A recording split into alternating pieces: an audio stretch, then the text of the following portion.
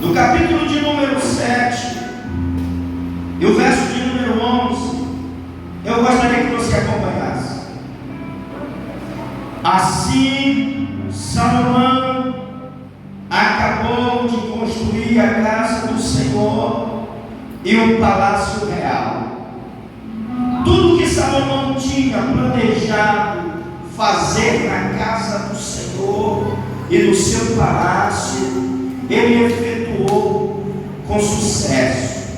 Verso 12: de noite o Senhor apareceu a Salomão e disse: ouvi a sua oração e escolhi para mim este lugar para a casa de sacrifício. Se eu fechar o céu de maneira que não haja chuva, ou se ordenar aos gafanhotos que consumam a terra, ou se eu enviar a peste entre o meu povo, mas se o meu povo que se chama pelo meu nome se humilhar, orar, me buscar, se converter nos seus maus caminhos, eu ouvirei dos céus, perdoarei os seus pecados e sararei a sua terra.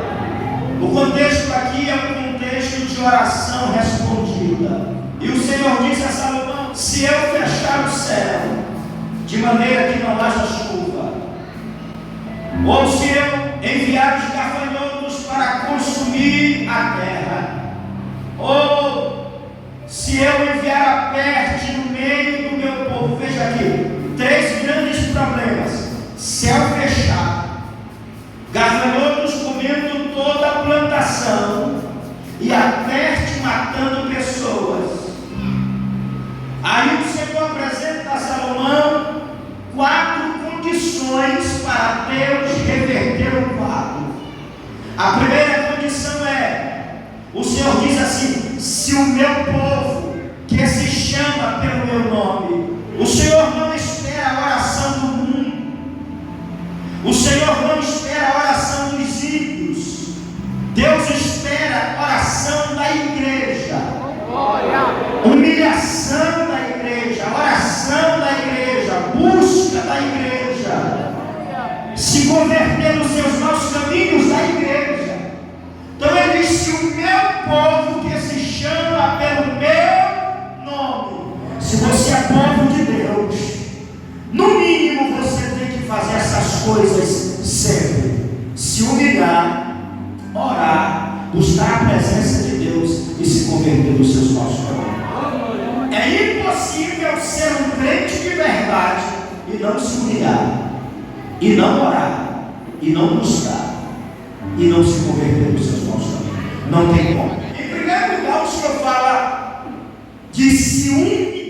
Capítulo 5, verso 3.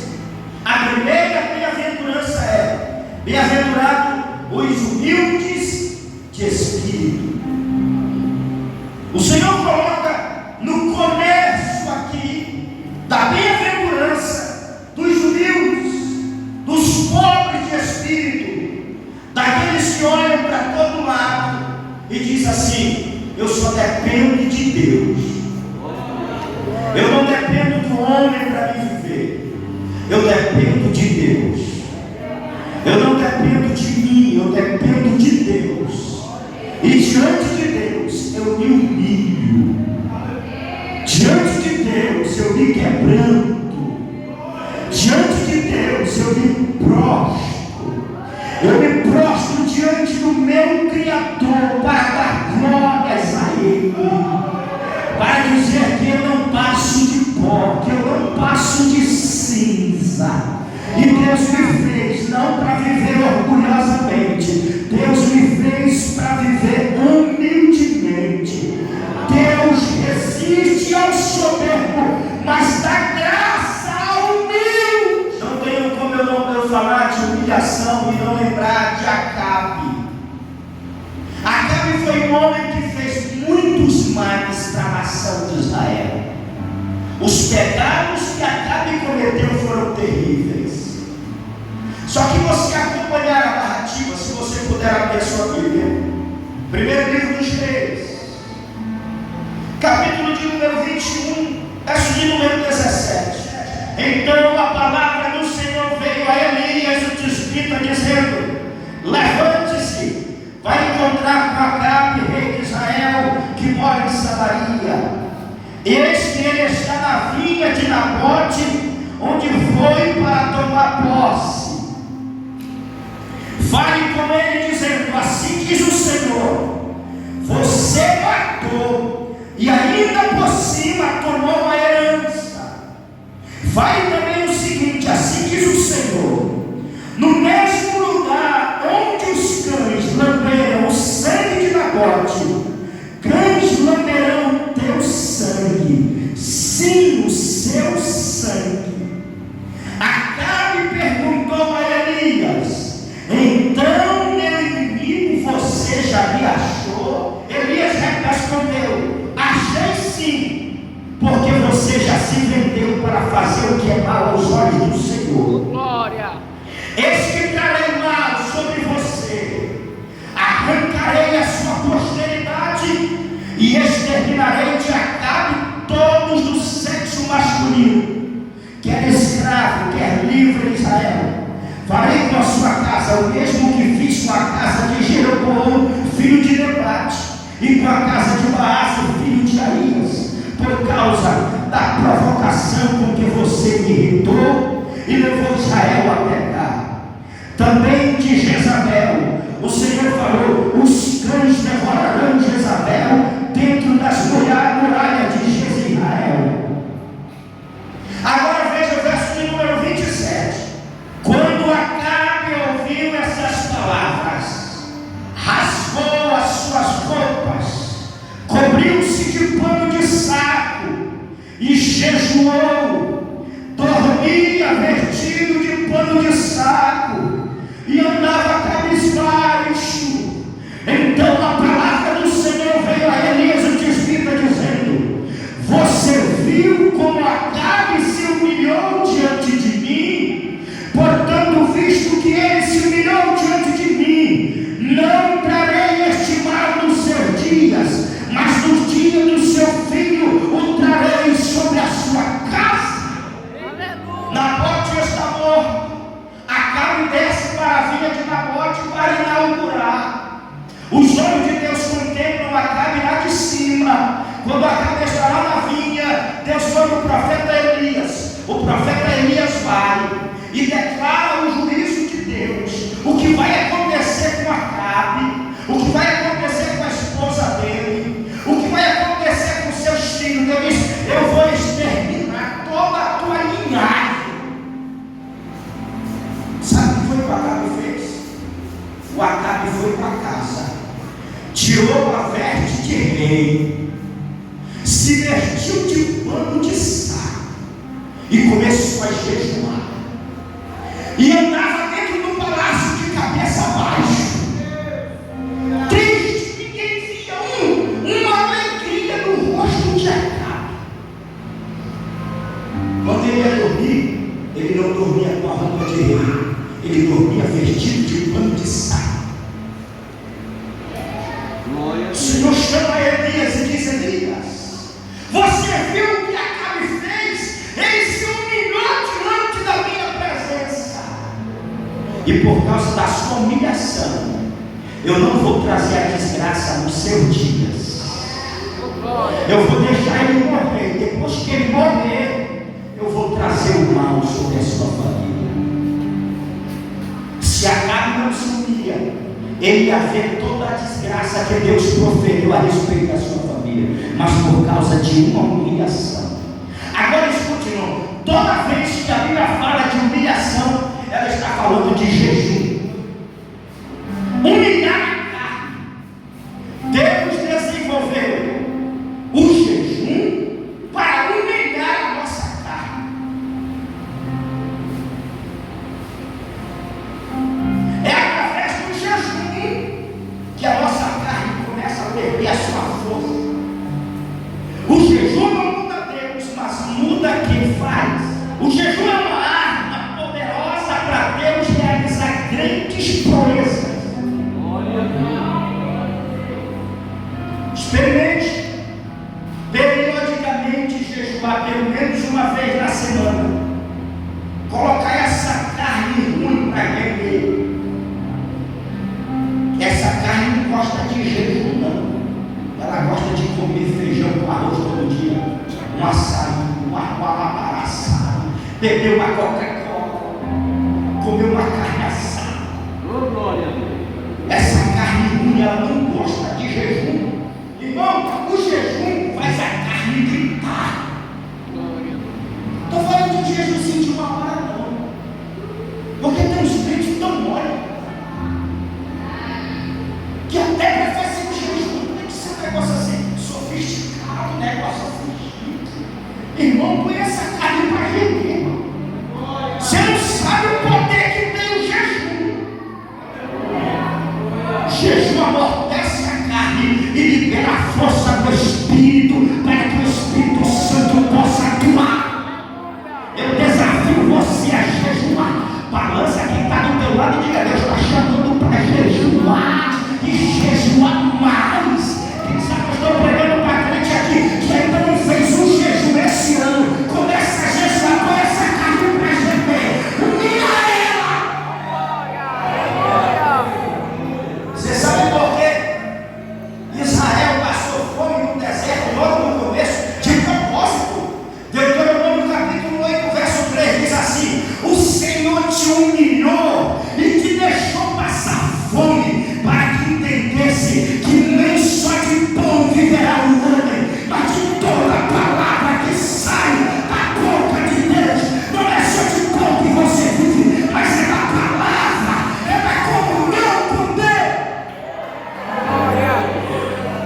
Coloque a mão no peito e diga: eu vou jejuar. Deus está me chamando para jejuar. Aleluia. Você quer mais um texto sobre jejum? Poder do jejum? Jonas capítulo de número 3, verso de número 5 em diante. Os ninivitas creram em Deus, proclamaram o jejum, vestiram roupa feita de pano de saco, desde o maior até o menor. E quando essa notícia chegou ao rei de Nínive, ele se levantou do seu trono, tirou as suas vestes reais, cobriu-se de pano de saco, sentou-se sobre a cinza e mandou proclamar e divulgar em Nínive o seguinte: por mandado do rei e dos seus nobres, ninguém, nem mesmo os animais, bois, ovelhas, pode comer coisa alguma. Não lhe dê pasto, nem deixe que bebam água. Todos devem ser cobertos de pano de saco, tanto as pessoas como os animais. Então clamarão fortemente a Deus e se converterão cada um do seu mau caminho e da violência com que há nas suas mãos. Quem sabe, talvez Deus se volte e mude de ideia. Então se afaste o furor da sua ira, para que não pereçamos. Deus viu o que fizeram, como se converteram do seu mau caminho, e Deus mudou de ideia concernente ao mal que tinha dito que faria. Outra situação mudada aqui, irmãos. Um país inteiro, o rei tirou as vestes de rei, se vestiu de pano de saco e disse assim: proclame um jejum em todas as casas de Nínive. Ninguém vai comer, ninguém vai beber, até os animais. Os animais vão jejuar também, não é para dar água para os animais e nem pasto. E vamos clamar a Deus. Quem sabe Ele tem misericórdia de nós.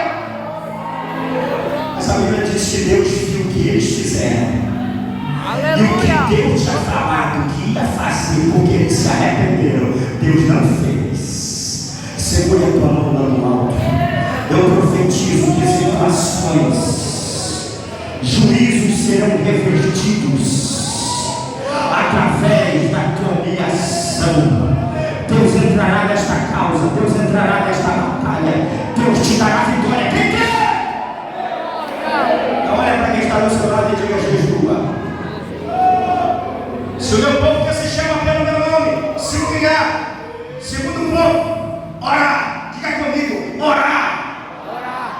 E a carne também não gosta de orar. Você não está com sono. Dobra o joelho. O sono vem. Você não está com sono.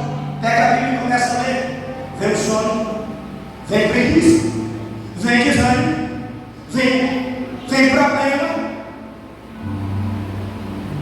Problema que você nem lembrar mais começa a vir. Você acha que o diabo vai querer que você ore tranquilamente?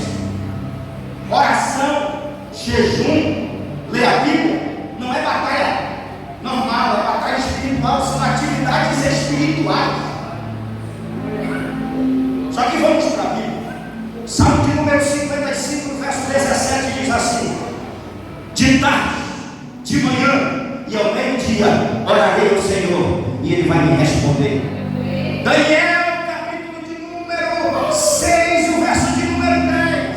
Quando Daniel ficou sabendo que o decreto estava assinado, Daniel entrou no seu quarto e 3 vezes no dia orava e dava graças a Deus.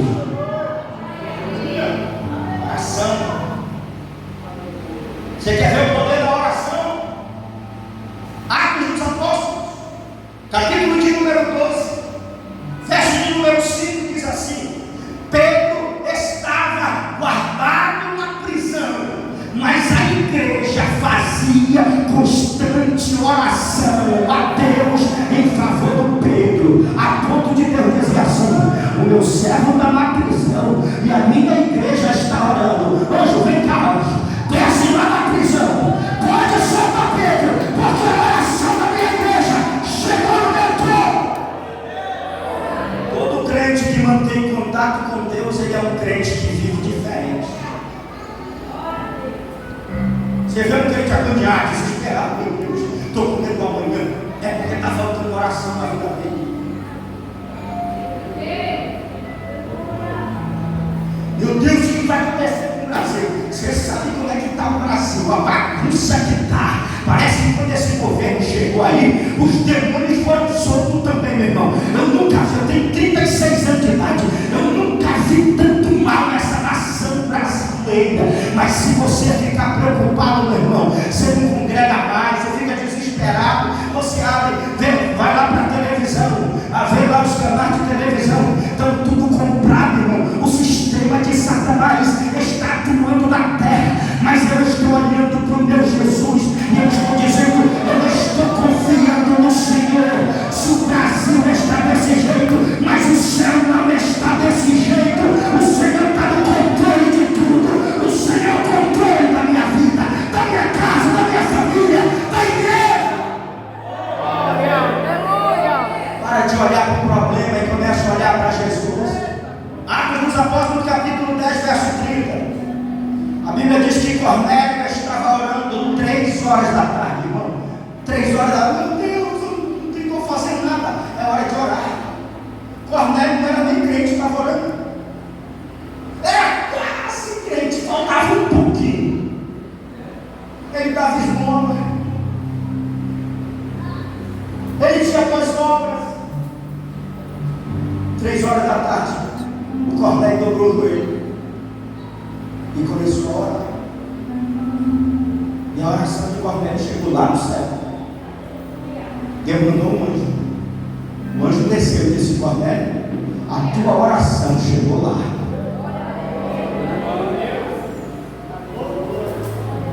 Pastor, como eu devo orar? Toda hora. Quanto mais de Deus existir em mim, menos eu vou cobiçar as coisas dessa terra. Se Deus desenvolveu o jejum para tratar dos problemas da nossa carne, para humilhar a nossa carne, Deus desenvolveu a oração para tratar com os problemas emocionais, com os problemas da nossa alma. Ore muito, irmão. Ore. Viva orando. Viva falando com Deus. Tiago, capítulo 5, verso 17, 18 diz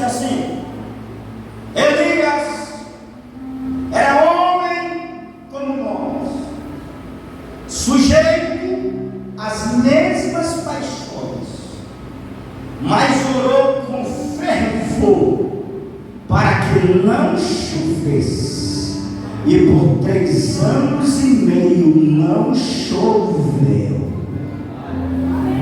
Depois, no verso 18, depois ele orou de novo com fervor para que chovesse, e choveu. Sabe o que eu vejo nesse texto aqui? Quando Elias ora, Deus fecha o céu do jovem. A oração deu autoridade para Elias trancar o céu por 3 anos e 6 meses. Ah, pastor, mas era Elias. Mas o que é que o texto diz? É homem como nós, sujeito às mesmas paixões. Elias não era homem, Elias era homem.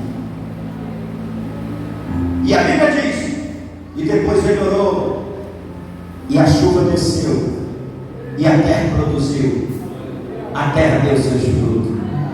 Ore, ore. Porque eu vejo os crentes que dizem assim: rapaz, Elias chegou para cá e disse: segundo a minha palavra não vai chover. Não é assim não, irmão. Tem um histórico, tem um contexto. Não é chegar, não vai chover, não é assim não.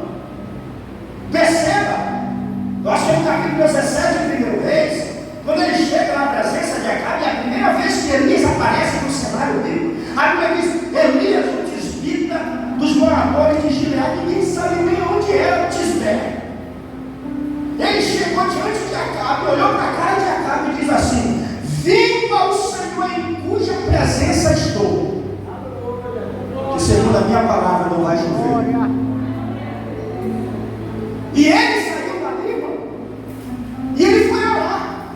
Você acha que ele estava lá no Ribeiro de Querite, só bebendo água fresca, comendo pão e carne? Não, ele orava.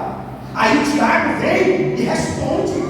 Tiago diz assim: Elias era homem como nós, sujeito às mesmas paixões, e orou com insistência para que não chovesse, e não choveu. Era como se o Elias tivesse de joelho e falado: Senhor, olha, Senhor, eu falei que não vai chover. Senhor, cerra o céu aí, Senhor. Fecha aí a torneira, Senhor. Não deixa chover. E a Bíblia diz que não choveu. Você sabe o que é? 3 anos e 6 meses. É 42 meses. 3 anos e 6 meses, 100 dias, é 1275 dias sem chuva. É muito tempo. Deus respondeu: Deus está chamando a igreja para orar. Sabe por que Deus não faz mais milagre? Porque é só um pouquinho que ora, o outro fica só olhando. Eu nunca vi uma igreja tão fraca na oração como a igreja atual, irmão. A maioria dos crentes marca no culto a oração do culto. Chega depois da oração. Irmão, se você se recusar a orar, você está dizendo que você não ama a Deus. Você não gosta de falar com Deus. Oração é falar com Deus. Você tem que gostar de orar. Irmão, toda vez que você vai falando com estranho, em algum momento o menino vai colocar alguma flecha na tua cabeça. É da carne, não é de Deus. Isso é o diabo. Você não serve o diabo, você serve a Deus. Você tem que se recusar a aceitar essas palavras do diabo, essas flechas. Experimente. Deixa eu dizer uma coisa para você. Quando você fala português, você fala os homens. Quando você fala inglês, você fala os homens. Se você fala hebraico, você fala os homens. Em grego, fala os homens. Aramaico, você fala os homens. Mas quando você fala em línguas estranhas, você fala a Deus.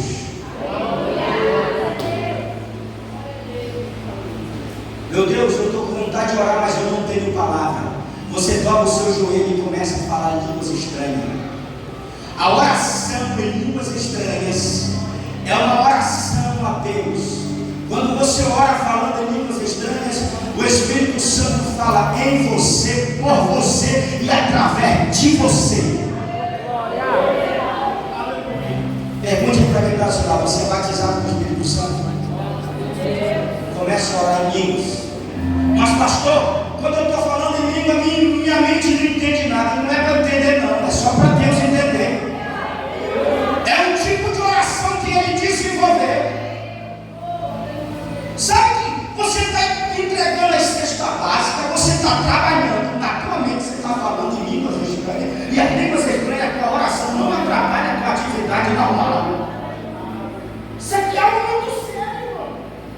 Você está passando o pão na casa, está falando em línguas estranhas.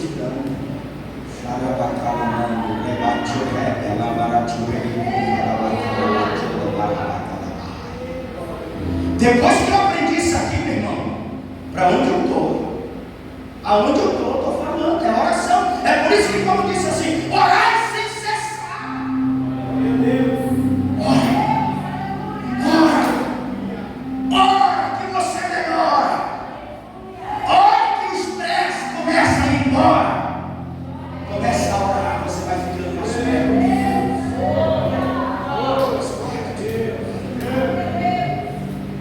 Terceiro plano: me buscar.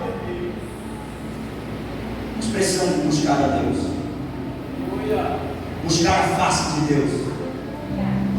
Salmo 27, verso de número 8 diz assim: em meu coração me ocorreu, busca a minha face. O meu coração te respondeu, a tua face buscarei, ó Senhor. O que o salmista está dizendo? Ele sentiu um desejo no coração de buscar a face de Deus, e ele respondeu dizendo: ó Senhor, a tua face eu buscarei. Isaías 55, verso 6: buscai o Senhor enquanto se pode invocar enquanto está. Quando eu devo buscar a Deus? Agora. Se buscar a Deus enquanto se pode achar, significa que haverá um tempo em que não será mais possível achar a Deus. Busque a Deus até você achá-lo. Mas como deve ser essa busca? Jeremias 29, verso 13 diz assim: buscar-me-eis e me achareis, quando me buscardes de todo o vosso coração. Como tem que ser essa busca? Só de lábios não. Essa busca tem que ser de todo o coração. De todo o coração. Buscar a Deus, buscar a Deus, buscar a Deus. A gente busca tantas coisas terrenas e está deixando de buscar a Deus. A gente tem disposição para buscar alguma coisa, mas a gente não tem disposição para buscar a Deus. Você busca se formar, você busca estudar, você busca passar no concurso, se profissionalizar, você busca tanta coisa, mas não busca a Deus.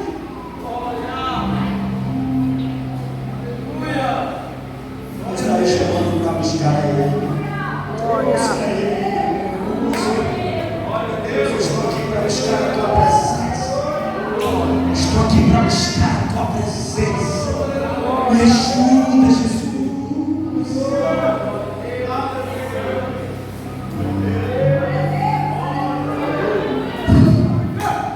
Segundo livro das Crônicas, capítulo 15, a Bíblia diz que Deus usou um profeta para o rei Asa.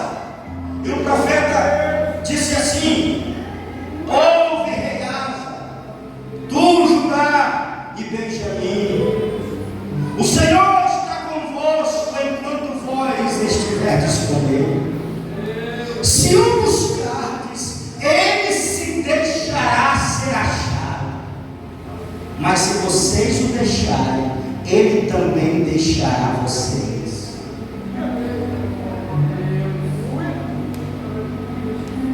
Como é que eu sou um crente? Quero ter a presença de Deus se eu não busco. Deus não vai ficar perdendo tempo com quem não quer nada com Ele, não. Busca a Deus. Busca a Deus. Jovens, busquem a Deus.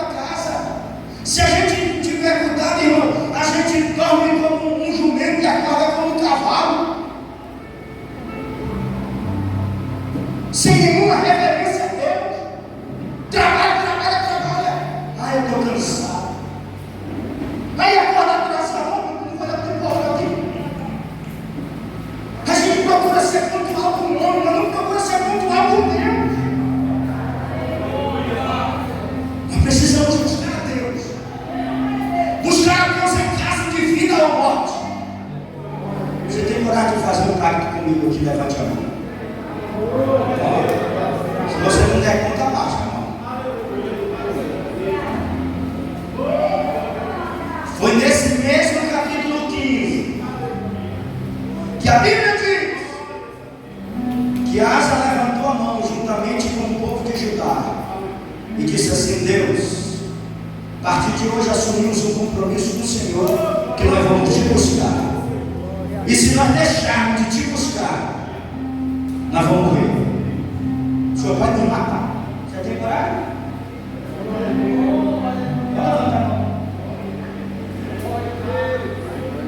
Não fica com medo de morrer, não. Se está com medo de morrer, porque não está preparado para ir para o céu. Se a morte chegar para mim hoje, ela vai estar fazendo um favor. Eu não sou um pouquinho feliz de morar nessa terra. Eu não entreguei minha vida para Jesus, foi para morar no céu.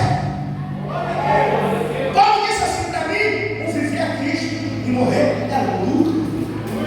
Ai meu Deus, eu tenho medo da morte, irmão. Então vai lá te preparar. Tu tá ruim. Irmão, quando falar em morte para a gente, tá que tá. Glória. Anselmo disse: a morte nada mais é do que o meu amado me chamando para o seu lar. Na igreja primitiva, quando um crente morria, o nome dele não era arriscado do rol de membros, não. Apenas se fazia a seguinte observação: transferido para a igreja do alto. Aleluia! Aleluia! Aleluia! Olha para quem está falando: se você morreu hoje e morrer salvo, você é transferido para a igreja do alto. Não fica com medo, não. Já que a igreja aqui de baixo está fria, eu estou doido para ficar lá na igreja lá de cima que está quente, irmão. Lá está Abraão, Isaac, Jacó, Elias, só pé.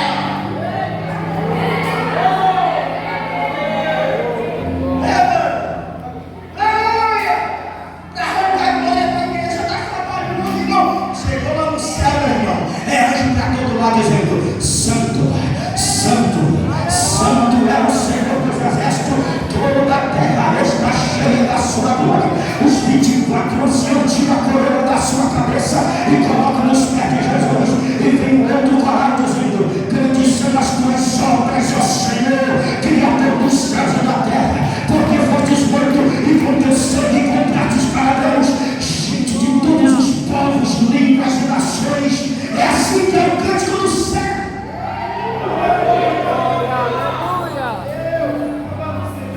Vou encerrar agora.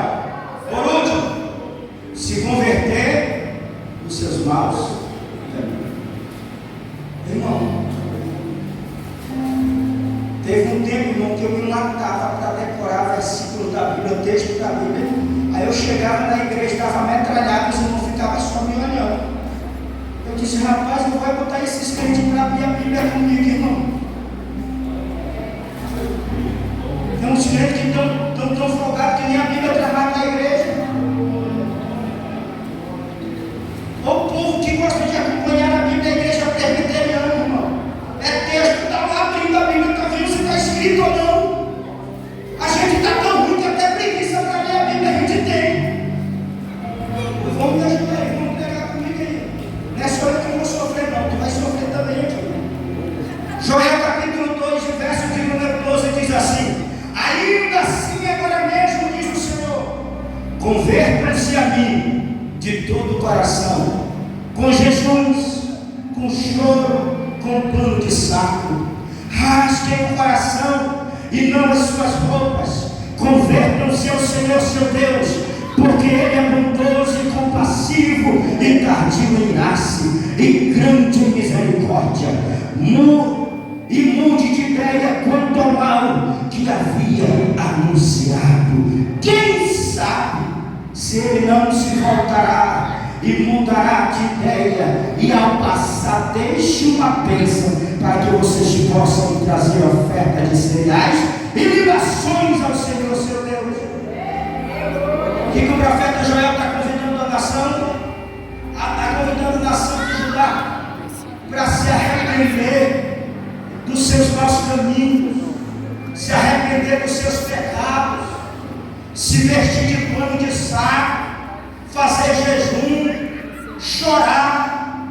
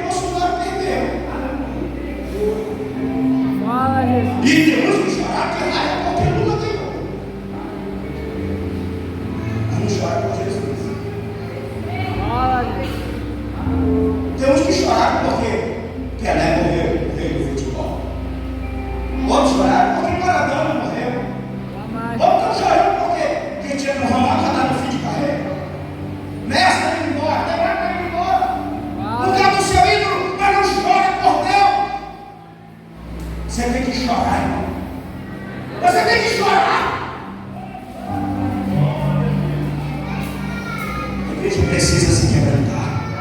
Aleluia. Escute só.